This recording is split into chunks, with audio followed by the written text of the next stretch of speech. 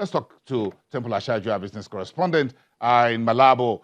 He's getting ready to wrap up with the rest of the hundreds of delegates there for the 54th annual meetings of the AFDB. Temple, let's wrap up the week. Technically, I'm sure still part of this meeting is today to tomorrow. So a big story you said late yesterday from this meeting. Bring us up to speed. Yes, Bosun. It's been a wonderful experience here in Malabo, Equatorial Guinea. Now, don't tell me you've been swimming in the sea. What do you mean by exact experience? You haven't gone to the seashore. You said experience. Okay, maybe what you are listening to. I thought you had some swimming suits packed in, and you had some nice time swimming. I didn't know that. But you said exciting. Yes. So what's exciting?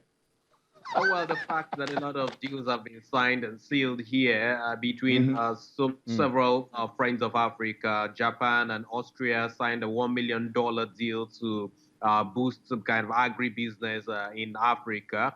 They've got a couple of African countries on their radar: Rwanda, Kenya, Mozambique, Ethiopia, all to be able to partake in this fund. And that fund is going to be released to a lot of private companies within the next 5 years.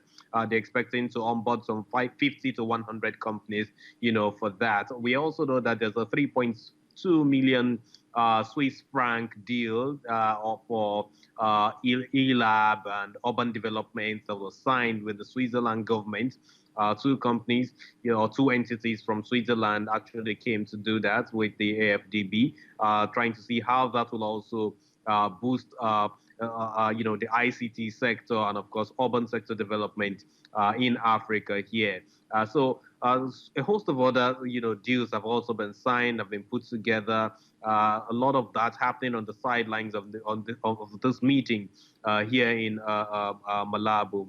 And at the end of the day, I think almost every country that participated one way or the other has had something, tangible to go back home with and see how they can implement. One of the challenge being posed to a lot of the participants, the delegates here, is that they should try to see what they can implement within the next 12 months in terms of how regional integration, can possibly take effect from going forward. One thing that I spoke to the Minister of Finance here in Equatorial Guinea a while ago, and he told me one of the things that they are trying to focus on is to see how they can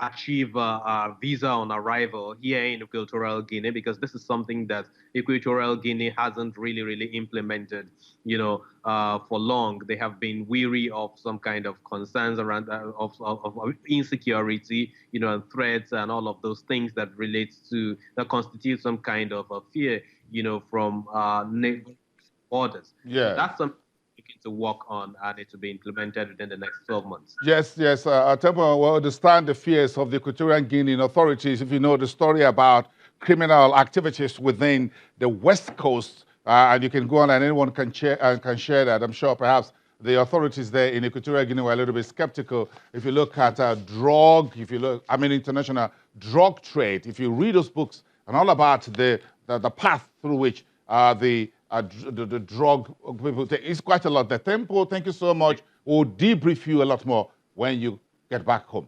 Thanks so much. Have a great day and have a nice time in Malabo, Equatorial Guinea. We're going to have some nice time here over the weekend, everyone. Thank you so much. See you on Monday. Bye for now.